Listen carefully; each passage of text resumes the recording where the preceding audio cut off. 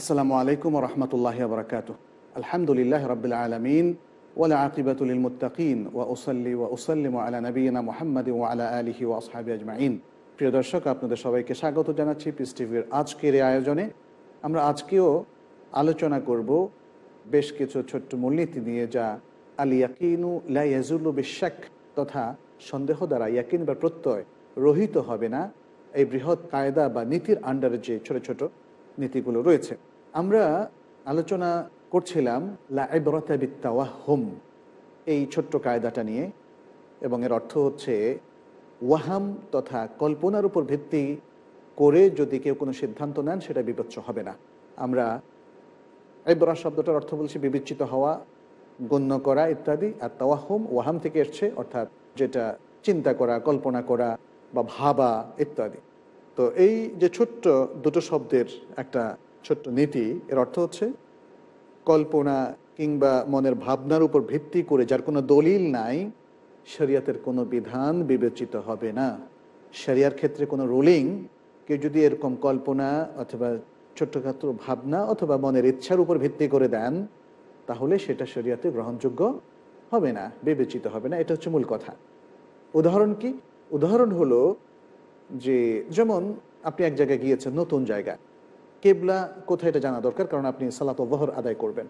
তাহলে আপনি যদি হঠাৎ করে দাঁড়িয়ে সালাত আদায় করেন যে কোনো একদিকে ফিরে, যে আমি জানি না, অতএব একদিকে পড়লেই হবে, অসুবিধা নাই, আইনামা তুয়াল্লু ফাসাম্মা ওয়াজহুল্লাহ, এভাবে আপনি দলিল দিলেন কোরআনের থেকে যে যেদিকে যাও সেদিকে আল্লাহ আছেন। তো এই যে বিষয়টা, এখান থেকে যদি কেউ দলিল নিয়ে, বিশেষ করে কেবলা পরিবর্তনের যে আয়াতগুলো, সেখান থেকে দলিল নিয়ে যদি কেউ মনে করেন যে দাঁড়িয়ে গেলেই হবে, তা হবে না। আপনাকে তো বলেছে কোরআন আবার ফাওয়াল্লু ওজুহাকুম শাতরা, ফাওয়াল্লু ওজুহাকুম শাতরা, যেখানেই তোমরা থাকো তোমরা কিন্তু কেবলার দিকে তোমাদের মুখকে ফেরাও। তাহলে কেবলামুখী হওয়া জরুরি। আর কেবলামুখী হওয়া জরুরি, তাহলে কেবলা তো আপনাকে জানতে হবে, এই জানাটা তো ইয়াকিনের ভিত্তিতে হবে। আচ্ছা, যেখানে ইয়াকিন নাই, আপনি নতুন জায়গাতে গেলেন, এখন তো ইয়াকিন নাই, এখন জানেনই না, তাহলে ইয়াকিন আসবে কোত্থেকে? তাহলে জানার প্রচেষ্টাটা জরুরি। এখানে ইজতেহাদের কথা আসছে। আপনি এখানে ইজতেহাদ করবেন।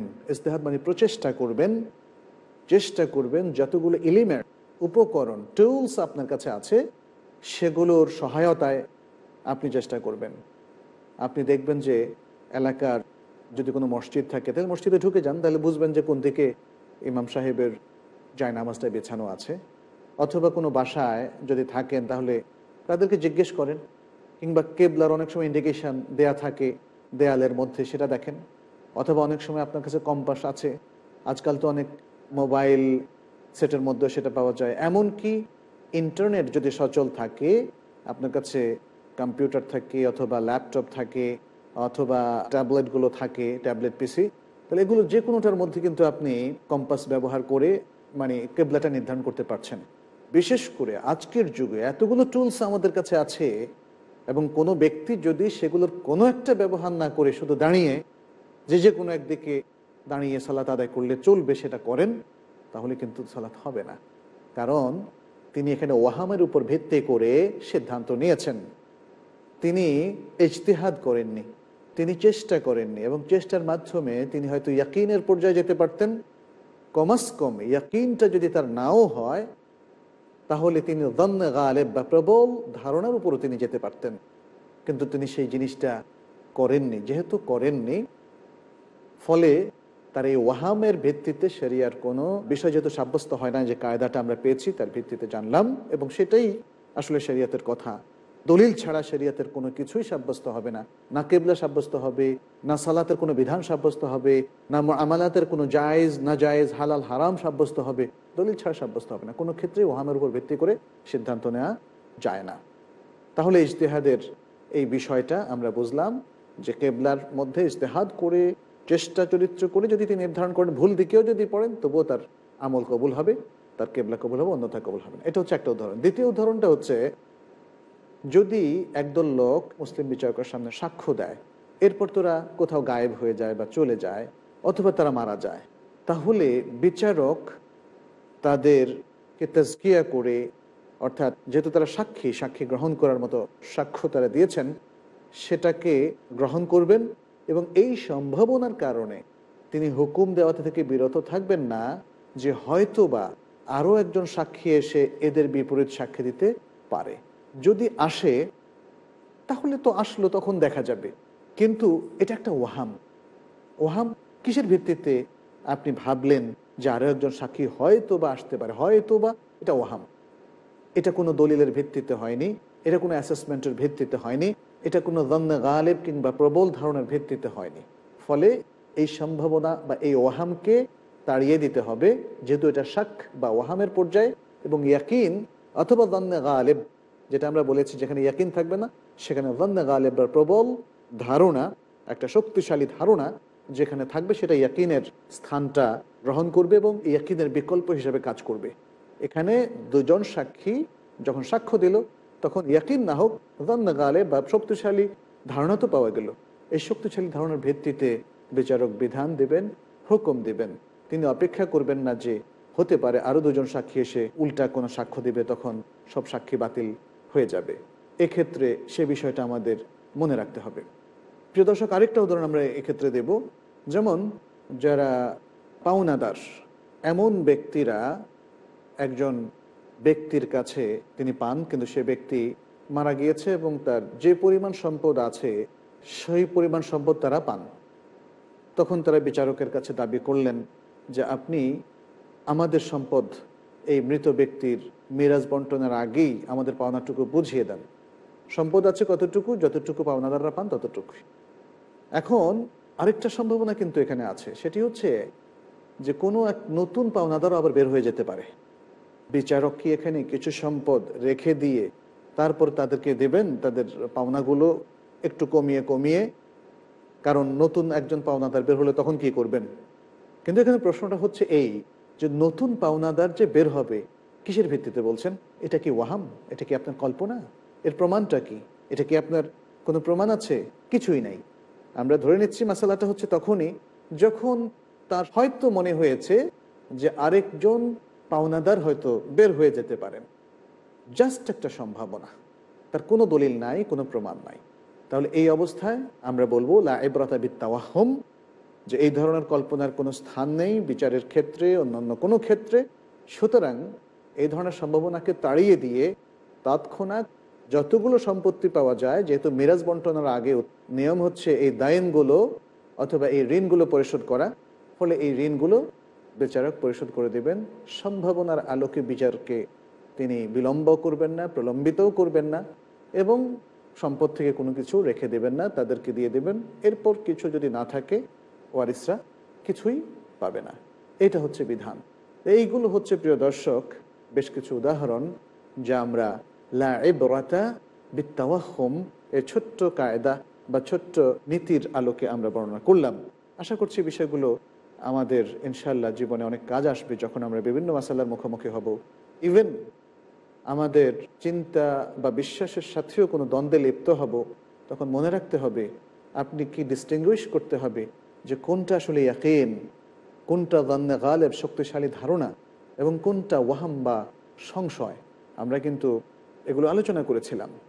সুতরাং তার আলোকে মনে রাখতে হবে আপনাকে প্রায়োরিটি ফিক্স করতে হবে। ইয়াকিন হচ্ছে সর্বোচ্চ প্রায়োরিটি। তারপরে ইয়াকিন যদি না থাকে তখন প্রায়োরিটি হচ্ছে আযযান্নুল গালেব বা শক্তিশালী ধারণা। ওয়াহাম কিংবা সংশয় এগুলো সবসময় মাগলুব, এগুলোকে কখনোই প্রাধান্য দেওয়া যাবে না ইয়াকিন কিংবা যন্নুল গালেব শক্তিশালী ধারণা থাকা অবস্থায়। দর্শক, এবার আমরা আরেকটা ছোট্ট নীতির উপর কথা বলবো, যেটা আল ইয়াকিনু লা ইয়াজুলু বিশ-শাক, এই বৃহৎ নীতির অধীনস্থ একটা ছোট্ট কায়দা। সেটি হচ্ছে লা ইবরাতা বিযন্নিল বাইয়িন খাতাউহু, অর্থাৎ এমন কোনো ধারণা বিবেচ্য হবে না শরীয়তের দলিল হিসাবে যে ধারণাটা ভুল হওয়াটা প্রমাণিত হয়ে গেল, স্পষ্ট হয়ে গেল। এখানে কয়েকটা শব্দ এসছে, লা ইবরাতা অর্থাৎ বিবেচ্য হবে না, বিযন বিবেচ্য হবে না কি, আযন ধারণা, আল বাইয়িন খাতাউহু, আল বাইয়িন মানে যেটা স্পষ্ট হয়ে গিয়েছে, খাতাউহু যার ভুল হওয়া। তাহলে যে ধারণাটা পেশ করা হয়েছিল, যে কনসেপ্টটা পেশ করা হয়েছিল, যে বক্তব্যটা পেশ করা হয়েছিল ধারণার আলোকে, সে বক্তব্যটা যখন ভুল হওয়াটা স্পষ্ট হয়ে গেল তখন সেটা আর গণ্য হবে না, সেটা বাদ দিয়ে চলে আসতে হবে। আমরা উদাহরণ দিতে পারি, যখন মুজতাহিদ ব্যক্তি অথবা ফাকিহ অথবা মুফতি কোনো একটা বিধান বর্ণনা করলেন শরিয়াতের দলিলের আলোকে। এই বিধান বর্ণনা করার কিছুকাল পরেই দেখা গেল যে না, আসলে এটা দুর্বল দলিলের ভিত্তিতে এসেছে, সবল দলিল এর বিপক্ষে, অতএব প্রমাণিত হলো যে এই মতটা আসলে ভুল। অথবা হতে পারে যে তিনি যে মতটা দিয়েছিলেন চিন্তা ভাবনা করে কিয়াস ভিত্তিক, দেখা গেল যে সহি কোনো হাদিস তার এই মতের বিপক্ষে পাওয়া গেল। আগে কোনো হাদিসই ছিল না, তার জানা ছিল না, তিনি বিবেক বুদ্ধি প্রসূত একটা সিদ্ধান্ত দিলেন, একটা ফাতাওয়া দিলেন। কিন্তু যখন একদম ক্লিয়ার টেক্সট এসে গেল, তিনি যে ফাতাওয়া দিয়েছিলেন তার বিপরীতে, তখন তার উচিত হবে তার এই নিজস্ব মতটা অথবা দুর্বল মতটা ত্যাগ করা, কারণ এটি আর এখন বিবেচিত হবে না। কারণ এখন এর ভুল হওয়াটা, এর বিভ্রান্তিটা স্পষ্ট হয়ে গেছে এবং বিশুদ্ধ দলিল এসে গেছে। তাহলে এটাই হচ্ছে মূলত এই কায়দার মূল কথা, লা ইবরাতা বিয-যন্ন আল বাইয়িন খাতাউহু। যেই ধারণা, যেই কথা, যে বক্তব্য ভুল হওয়াটা আমাদের কাছে স্পষ্ট হয়ে গিয়েছে, সেই বক্তব্য আর বিবেচিত হবে না। দর্শক, আমরা এই পর্যায়ে নিচ্ছি একটা বিরতি। বিরতির পর ফিরে এসে এই কায়দা এবং এই নীতির উপর আমরা আরও কথা বলবো ইনশাল্লাহ। আশা করছি আমাদের সাথেই থাকবেন।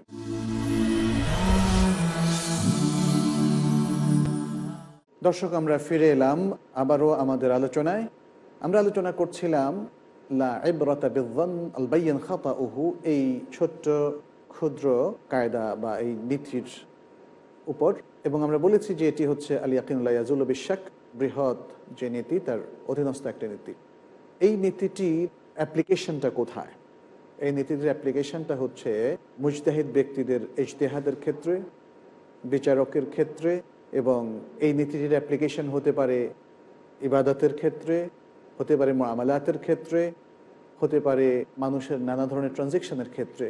অর্থাৎ এটা শুধুমাত্র একটা বিষয়েই সীমাবদ্ধ নয়, হতে পারে আমাদের ব্যক্তিগত কোনো সিদ্ধান্তের ক্ষেত্রেও। আমরা একটা উদাহরণ দিতে পারি। যদি একজন ব্যক্তি কোনো এক আত্মীয়ের বিবাহতে যাবেন বলে সিদ্ধান্ত নেন, কারণ দাওয়াত গ্রহণ করা মুসলিমদের এটা একটা আমাদের রেসপন্সিবিলিটির মধ্যে পড়ে, এবং এটা আমাদের আত্মীয়তার সম্পর্ককে বৃদ্ধি করে এবং আত্মীয়তা সম্পর্কের দাবিও সেটাই। কিন্তু কিছুকাল পরে আমি জানলাম যে সেখানে নৃত্য হবে, সেখানে অশ্লীল কিছু বিষয় হয়তো থেকে যেতে পারে, শরিয়াতের হারাম কিছু সেখানে আসবে। তাহলে এক্ষেত্রে আমার কাছে স্পষ্ট হয়ে গেল যে আমার আগের সিদ্ধান্তটা ভুল। যদি এমন কোনো প্রোগ্রামে আপনি দাওয়াত পান যে প্রোগ্রামে হারাম পরিবেশন করা হবে, তাহলে সেখানে আপনি যাবেন না, কারণ সেখানে আপনার যাওয়াটা আপনাকে পাপের মুখোমুখি করে দিবে, পাপের মধ্যে সম্পৃক্ত করে দিতে পারবে। অতএব আগের সিদ্ধান্ত থেকে যদি আপনি ফিরে আসেন, তাহলে সেটা শরিয়াতে নিষিদ্ধ হবে না, বরং সেটাই শরিয়াতে রেকমেন্ডেড। তেমনিভাবে আমরা বলবো যে এর অ্যাপ্লিকেশনের ক্ষেত্রে যখন কোনো মুজতাহিদ অথবা মুফতি অথবা কোনো স্কলার একটা জিনিসে গবেষণা করে একটা সিদ্ধান্ত দিলেন, কিছুকাল পরে দেখা গেল যে তার সে সিদ্ধান্ত অন্য দলিলের আলোকে ভুল বলে প্রমাণিত হলো, তখন তার উপর ওয়াজিব হবে সে সিদ্ধান্ত থেকে ফিরে আসা। এটাই হচ্ছে আসলে উলামায়ে কেরামের মানহাজ। সকল সাহাবা, সকল তাবেঈন, সকল উলামায়ে কেরামের এটাই ছিল মানহাজ। আমরা যেমন আবু বকর সিদ্দিক রাদিয়াল্লাহু তাআলা আনহুকে দেখি, তাকে একবার জিজ্ঞেস করা হয়েছিল যে দাদির কি কোনো মিরাস আছে? তিনি বললেন যে আমি তো আল্লাহর কিতাবের মধ্যে দাদির কোনো মিরাস পাই না, এবং তার কোনো হাদিসও জানা ছিল না। ফলে তিনি এই যে পাই না বলে তিনি সিদ্ধান্ত দিয়ে দিতে যাচ্ছিলেন যে না, দাদের জন্য কোনো মিরাস শরিয়াতে নেই। তখন সাহাবাদের মধ্যে একজন দাঁড়িয়ে গেলেন, তিনি বললেন যে না, আমি দেখেছি রাসূল সাল্লাল্লাহু আলাইহি ওয়াসাল্লাম দাদের জন্য 6 ভাগের 1 ভাগ নির্ধারণ করে দিয়েছেন। আবু বকর রাদিয়াল্লাহু তাআলা আনহু আহ্বান করলেন, আর কেউ কি এ ব্যক্তির পক্ষে সাক্ষ্য দেবে? তখন অন্য সাহাবী দাঁড়িয়ে বললেন যে হ্যাঁ, আমিও শুনেছি। দুজন যখন সাক্ষী দিলেন, তখন আবু বকর রাদিয়াল্লাহু তাআলা আনহু বুঝলেন যে তার যেটা জানা ছিল না, এখন সেটা শক্তিশালী দলিল দ্বারা প্রমাণিত হলো। ফলে তিনি একটু আগে যে সিদ্ধান্ত দিতে যাচ্ছিলেন যে দাদের জন্য কোনো মিরাস থাকবে না, তিনি তা থেকে সরে আসলেন, এবং যেহেতু দলিল পেয়ে গেলেন, অতএব তিনি দলিলের ভিত্তিতে যে সিদ্ধান্ত যে দাদের জন্য 6 ভাগের 1 ভাগ থাকবে, সে সিদ্ধান্ত তিনি দিলেন। আমরা বড় বড় ইমামদের জীবনীতেও, প্রিয় দর্শক, এগুলো প্রচুর দেখি। আমরা দেখি যে ইমামরা সবসময় তাদের আগের অনেক মত থেকে তারা ফিরে এসছেন। ইমাম আবু হানিফা রাহিমাহুল্লাহ বলা হয় যে 1/3 মত থেকে তিনি রুজু করেছেন। কিসের ভিত্তিতে? দলিলের ভিত্তিতে। কারণ তিনি রুজু করার আগে যে মতটা পোষণ করতেন, সে মতটা যখন তার কাছে দুর্বল প্রমাণিত হলো বা ভুল প্রমাণিত হলো, তখনই তিনি সে মত থেকে সরে এসছেন। তাহলে তো বড় বড় আলেমদের ক্ষেত্রে, ইমামদের ক্ষেত্রে এটা ভাবা ভুল, বরং রীতিমতো অন্যায় যে তারা হক থেকে বাতিলের দিকে ফিরে এসছেন, সত্য থেকে ভুলের দিকে ফিরে এসছেন। সেটা অসম্ভব। যারা সারা জীবন হককে খুঁজেছেন, হককে খোঁজার ব্যাপারে ইস্তেহাদ করেছেন, হক পাওয়ার জন্য যারা জীবনে এত বেশি সাধনা করলেন, তারা হক থেকে বাতিলের মধ্যেই ফিরে আসবেন? অসম্ভব।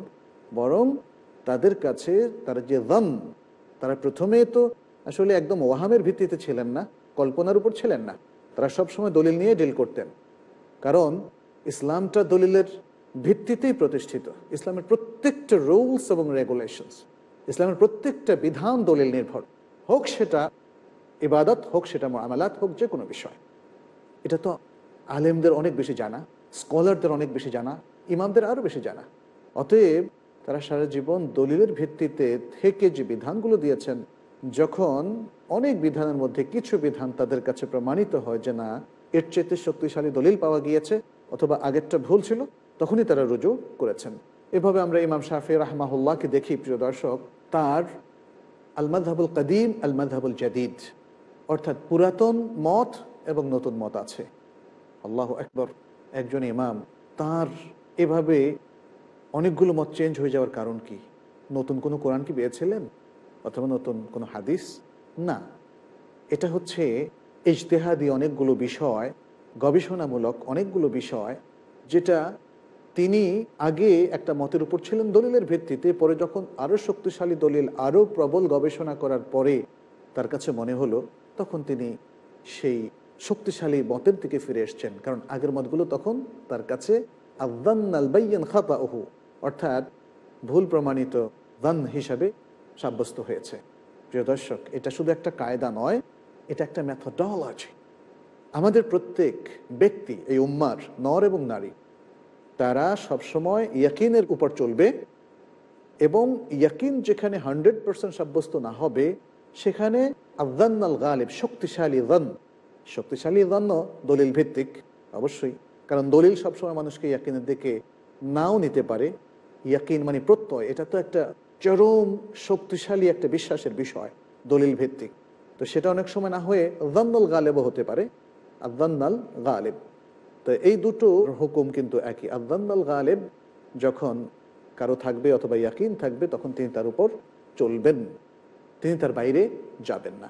আর যখনই তার কোনো ধারণা, তার কোনো ইয়াকিন আরেকটা ইয়াকিন দ্বারা উজ্র হবে, তখন তিনি রুজু করবেন আগের পূর্বের অবস্থা থেকে, অথবা যান যেটার ভুল তার কাছে ধরা পড়বে, তিনি সেটা থেকে রুজু করবেন। প্রিয় দর্শক, তাহলে এটা হচ্ছে একটা মেথডোলজি যেটা আমাদের মেনে চলা উচিত। একইভাবে মুজতাহিদ ব্যক্তি বা মুফতি ব্যক্তি শুধু নয়, বিচারকের ক্ষেত্রেও একই বিধান প্রযোজ্য।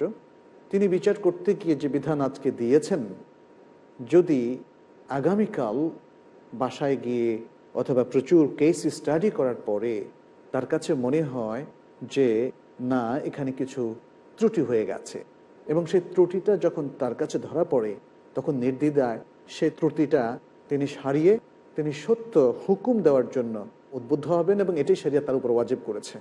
তাহলে মূল কথা হলো এটাই, যে যখন কোনো মুজতাহিদ ব্যক্তি অথবা মুফতি অথবা স্কলার অথবা বিচারক তারা কোনো একটা সিদ্ধান্ত দেবেন যান্নুল গালেবের ভিত্তিতে অথবা ইয়াকিনের ভিত্তিতে, যখন সে যান্নুল গালেবের বিরুদ্ধে আরেকটা দলিল প্রকাশ পাবে যেটা তার আগের দলিলের চাইতেও শক্তিশালী, তখন পূর্বের দলিলটাকে তিনি ডিলিট করবেন, পূর্বের দলিলটাকে তিনি ত্যাগ করবেন, এবং বর্তমান শক্তিশালী যে মত তার কাছে এসেছে সেই মত অনুযায়ী তিনি সিদ্ধান্ত দেবেন।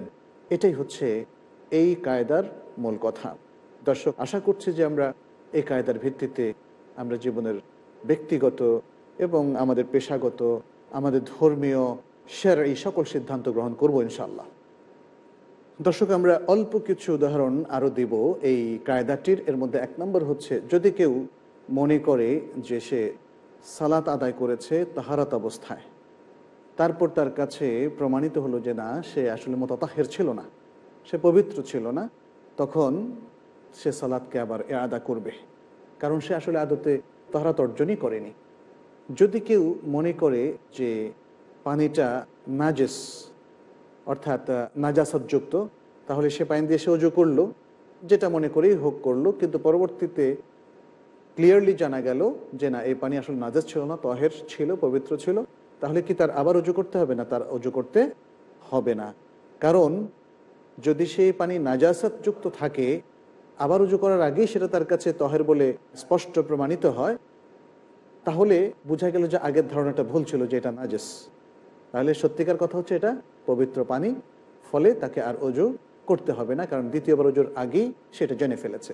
আচ্ছা, উল্টো যদি কারো জানা থাকে যে পানিটা পবিত্র এবং তারপরে সে ওযু করলো, সালাত আদায়ের আগেই সে জানতে পারলো যে এই পানিটা আসলে অপবিত্র এবং নাজাসাতযুক্ত, তাহলে তাকে ওযু আবার ইআদাত করতে হবে। সে যে ওযু করেছিল সেটা বাতিল হয়ে যাবে, কারণ লা ইবরাতা বিয-যন আল বাইয়িন খাতাউহু, যে যনের ভিত্তিতে যে পানিটা পবিত্র, এই যে একটা ধারণার ভিত্তিতে সে ওযুটা করেছিল, তার সে ধারণাটা ভুল প্রমাণিত হলো, বরং এই পানিটা কি হলো, এই পানিটা হলো নাজাসাতযুক্ত, সেটা সে সালাত আদায়ের আগেই যখন জানতে পারলো, তাহলে তাকে আবার পবিত্র পানি দিয়ে ওযু করে সালাত তাকে আদায় করতে হবে। এ হচ্ছে কিছু উদাহরণ, এরকম আরও প্রচুর উদাহরণ আছে প্রিয় দর্শক, যার মাধ্যমে আমরা এই কায়দাটা আর কিছু উদাহরণ পেতে পারি এবং তাকে ইমপ্লিমেন্ট করতে পারি। এবং আমি একটু আগেও বলেছি যে এটা একটা শুধু কায়দা নয়, এটা একটা মেথোডোলজি, এটা একটা পদ্ধতি, যেটা আমাদের দাওয়াতি কাজের ক্ষেত্রে, আমাদের স্কলারলি যে কোনো বিষয়ের ক্ষেত্রে, ইভেন আমাদের ব্যক্তিগত ডিসিশন মেকিংয়ের ক্ষেত্রে আমরা কিন্তু এই নীতিটাকে মেনে চলতে পারি। দর্শক, আমরা আরেকটা ছোট্ট কায়দা নিয়ে কথা বলবো, যেটি আল ইয়াকিনু লা ইয়াজুলু বিশ-শাক্কের একটা অধীনস্থ ছোট্ট নীতি। সেটি হচ্ছে আল মুমতানিউ আদাতান কাল মুমতানি' হাকিকাতান। আল মুমতানি' আদাতান কাল মুমতানি' হাকিকাতান। মুমতানি' মানে হচ্ছে মামনু, যেটা নিষিদ্ধ, অর্থাৎ যেটা হওয়াটা মুস্তাহিল বা অসম্ভব। তাহলে মুমতানি' আমরা বলবো তার অর্থ হচ্ছে মুস্তাহিল বা অসম্ভব। আদাতান মানে হচ্ছে যেটা প্রথাগতভাবে মুস্তাহিল, প্রথাগতভাবে এটা অসম্ভব, যদিও সেটা আকলান অর্থাৎ চিন্তা জগতের দিক থেকে বা বুদ্ধি বিবেকের দিক থেকে একদম অসম্ভব নয়। যেমন একজন দরিদ্র লোক, সে বলল যে আমার কাছ থেকে 1 লাখ টাকা ছিনতাই হয়েছে। দরিদ্র লোক তো সে আসলে যার কাছে কোনো টাকাই থাকে না, সুতরাং তার এ কথাটা আসলে আদাতান গ্রহণযোগ্য নয়, এটা মুস্তাহিল একটা কথা। আর মুমতানা হাকিকাতাত হচ্ছে সেই কথা, যেই কথা সত্যিকারভাবে আকলেও অসম্ভব, বুদ্ধি বিবেকের দিক থেকে অসম্ভব। দর্শক, আমরা এই কায়দার উপর আরও কথা বলবো। আজকে আমরা অনুষ্ঠানের একদম শেষ প্রান্তে চলে এসেছি, অতএব আপনাদের সবাইকে ধন্যবাদ জানিয়ে আজকের মতো শেষ করছি এবং পরবর্তী পর্ব দেখার আমন্ত্রণ জানাচ্ছি। হাদা ওয়া সাল্লাল্লাহু ওয়াসাল্লাম আলা নবিয়িনা মুহাম্মদ ওয়া আলা আলিহি ওয়া আসহাবিহি আজমাইন। ওয়াসসালামু আলাইকুম ওয়া রাহমাতুল্লাহি ওয়া বারাকাতুহু।